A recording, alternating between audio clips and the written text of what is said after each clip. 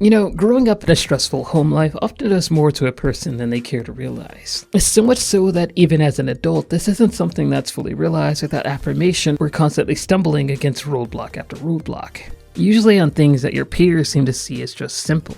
I've learned many flaws simply by growing up in multiple homes. A lack of self-worth from the way my father's side of the family saw and belittled me, anxiety from how sheltering and cradling my grandparents were, obsessiveness from my constant wanting to be with my parents, but them being too busy, and a sense of never really belonging from never being in one place for long enough to make close friends. You just don't connect with people the same when your whole life's relationships have been dangling in your face just long enough for you to reach them and have them ripped away just as quickly. I remember fond old days before things were too chaotic of my favorite show Dragon Ball Z, where crazy strong guys broke their limits time and time again just to save the day. Back then it was a spectacle to behold, but as I grew older I found myself putting myself in the shoes of the protagonist, wanting to push past who I was and become better. It's one thing to see someone be able to do something amazing, but it's another thing entirely to see them with their backs against the wall, only to push themselves to their absolute limit and finally be able to overcome it. Look, I know I'm often criticized for my anecdotes that take way too long to get to the main video, but Shonen really is something that's fundamentally rooted into my personal life. It'd be impossible for me not to dig deep if I want to get to the core of what Shonen is in my eyes. And I'm not the only one thinking that characters from various shows in the genre were inspiring, or at the very least leave people literally wanting to change their lives for the better. YouTuber JaxBlade often does encouraging and admirable videos talking about the different workouts and body positivity exercises that bridge the gap between inspiring fantasy to achievable goals that anyone can follow. Goku's been my #1 inspiration ever since I was a chubby anime fanboy who used to get beaten up and bullied for liking all these nerdy things and being told I could never be like these characters. Shonen, or in this case Battle Shonen, at a base level is a typical story that focuses on the bettering of its characters to achieve goals that previously would never be thought to be reached. Be it something simple like a combat-heavy narrative focusing on a character that has an outlandish or extremely difficult goal, to the much more surreal personal reflection of a story of someone simply wanting to be more than their flaws let on, that either have you rooting for the underdog to hopefully obtain their desires, or the much more likely outcome, if you happen to be at an age in your life where you have no idea who you are or what you want, is see yourself in their place, growing as they do. A powerful thing for anyone who has hardly any hope for themselves beyond being good in math class. Something that a young Blinky had no choice but to cling to until someone told him otherwise. I'm pretty self-aware about how little I regard myself, and I'm genuinely trying to get better at it, but there's no real way to measure that to put against my life day by day. But something that I can very plainly state as a fact is that I'm nowhere near the person I used to be, fearing everything and everyone as though I'd just get in their way. Sure, I had friends, but my relationship with my family was what I rate best. Still, kinda is. I had no idea where and how I would fit in, which heavily sat juxtaposed with just how different I was compared to all of them. In isolation that I had a hard time shaking. Sometimes it seeped into my peer groups, constantly looming in my head at the thought that I'm just too different from them, thus perhaps they're better. It's an experience that parallels the journey of one Naruto Uzumaki.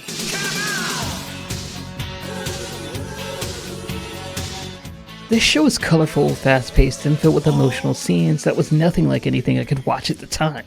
To top it all off, the main character was a lot like me, feeling isolated even though he didn't have to, and just genuinely doing everything he can to separate himself from others, like playing pranks or just acting like an idiot, something that I frequently did to force myself to fit into some type of personality. While the late stages of the show really piles on how much better he is compared to pretty much everyone else, early Naruto was incredibly inexperienced, unable to do the most basic of things, and was constantly looked down on. Through it all, however, he made an effort to try his hardest to be the best. He didn't get it right the first time, but spending hours and days meditating and trying to get it right set a message in me, as well as probably all the other viewers that watch the show, that if you work hard enough, you'll eventually be in a place where your efforts pay off, whether you achieve what you're going for or not. Naruto is constantly spouting out that he'll achieve his goals his way, which was endearing to me. It told me that there was more than one way to achieve what I wanted. Watching him push past his limitations time and time again with his unconventional methods just proved that there's more than one way to go about things that is correct. Now, when speaking of Naruto, there's one aspect that I'd be remiss to bring up, something that fueled the majority of my enjoyment with the series. And just admitting, I never really watched Shippuden. But that is, of course, the ongoing theme of battle and natural talent versus hard work. Naruto trained hard to catch up to the natural prowess of Sasuke, but it seemed at every turn, no matter what, Sasuke was a masterclass above him. Something that only elevated Naruto to try harder and harder, not only to prove himself, but also to show that he could be just as good, if not better than Sasuke himself. And this actually works out pretty well. Naruto gains quite a bit of power for himself and proves that he's not a total screw-up after multiple occasions. Though during the Chunin exams, the introduction of the incarnation of hard work itself mops the floor with Sasuke, proving to the audience that hard work really does pay off. Lee is someone who's handicapped from the start, unable to conjure any chakra or use any ninja abilities. As such, knowing that others would undoubtedly have the edge over him, he spent all of his time and efforts trying to overcome the hurdle and prove to others that his shortcomings do not confine him. Even though he seemingly towers over our protagonist, it's not hard to root for him given his disposition. A disposition that hits even harder once we see just how much his training really paid off.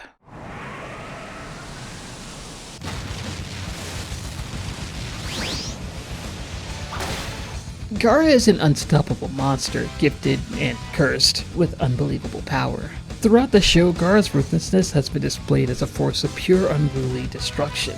And yet despite this, Lee still manages to break through his impenetrable wall and deal some massive damage to him, nearly defeating his opponent, only barely able to grasp victory, yet nearly escaping with his life.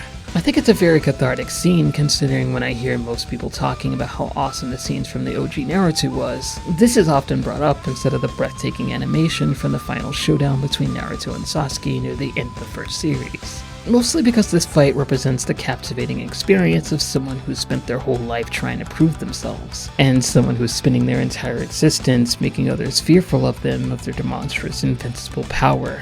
Something that surely taught kids around my age that working hard, no matter what your disposition is, can grant you heights that are impossible if you simply assault and wait for your circumstances to change. Personal growth is something that is incredibly important.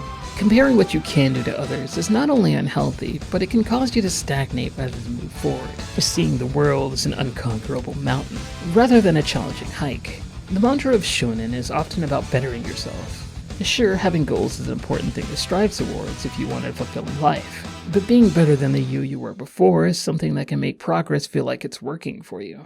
And there's no show that I can think of that embodies this more than Dragon Ball. Dragon Ball was much more than an anime where strong guys blow up the bad guys. It was rebellion, pushing past what was once thought impossible and proceeding forward into infinity. A lot of people tend to make fun of Dragon Ball's power scaling, me included. I'm the ruler of this galaxy and am by far the strongest in this universe. Oh no! I am now much stronger than you, ruler of the galaxy that is by far the strongest in the universe. Oh, well, now that I've got a stronger body, I'm once again the strongest in the universe. Oh, really? Well, I'm much stronger than the ruler of the galaxy, who is by far much stronger than anyone in the universe and will proceed to destroy your fully healed and improved body without breaking a sweat. Should I tell them, my lord? No, it's much funnier this way. But the entire goal of the show has always been about improvement, breaking your limits, and of course becoming a better version of yourself. What some would see as an overpowered character that continually finds the strength possible to defeat their enemy, Goku at his core represents a person who is always doing whatever they can to be better than the person he was before to an outright inspiring degree.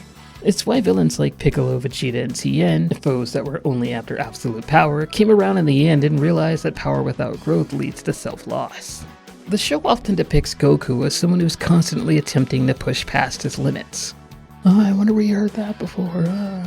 As each arc comes and goes, you often find Goku training, even if there's nothing more to go past, and always has an open mind, humbling himself to fight and push past any limits that were previously before him.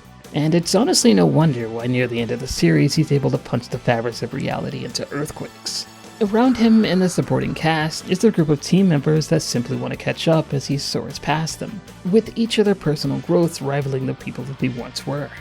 I think the thing that symbolizes the concept of improvement better is the aspect of transformations. Each transformation might look weirder than the last, but they often represent the overcoming of things in the past and pressing forward to the future. The iconic Super Saiyan Goku scene was more than just a really cool transformation scene. It was the titular moment of Goku breaking past his body limitations. The English dub of the show paints him in the light of being the light to the darkness that Frieza is, the pure-hearted Saiyan that's meant to stop the tyranny that is plaguing the world. Through the darkness and the cruelty that his enemy displays, the strength of a warrior's bright light shines from within to right the wrongs of the world. And please forgive me for my choice of words here, but a young Blinky ate that up like it was the last cookie in the cookie jar. The aspect of strength that comes from within that can beat any overwhelming force so long as you have the willpower to sustain it taught me and millions of other watchers that the spirit of your soul can overcome any obstacles so long as you let it. This inspiring infectious attitude of breaking past limits with the power of believing in yourself didn't particularly start with Dragon Ball Z, but was a huge inspiration to many of the following mangas that followed in its footsteps. Shows like My Hero Academia and its main character Izuku Midoriya moving past his insecurities and learning to trust himself, as well as the power he has. Asta's infectious feeling of getting fired up and becoming better at what he does. Or Tanjiro's determination to push forward despite his situation and find the path to take regardless of what obstacles plague his path. Shonen just has a way of being inspiring, making the viewer want to apply these situations to anything. Somewhere out there's someone who took these lessons of being the best in the world in Shonen and applied it to being the best they could be. There's a lot of stuff going on with who I was and who I'm trying to be, and I've tried to become the best I can be in some things, to move forward regardless of the obstacles that got in my way. And perhaps someone watching this video will too, or have in the past. The world's not as cruel and as scary of a place that some people like to think it is, and surely there's a Super Saiyan somewhere that can prove that fact true. Thank you so much for making it to the end. Shonen has always had a special place in my heart, and I knew I had to make at least something about it. If you liked it, don't forget to do those YouTube things like liking, subscribing, or follow me on Twitter, Facebook, Instagram, MySpace, SoundCloud, Reddit, Tinder. The link's in the description. We have 4 days left to get 4,000 likes. But seriously guys, thank you so much. Have a great day. I'll see you tomorrow.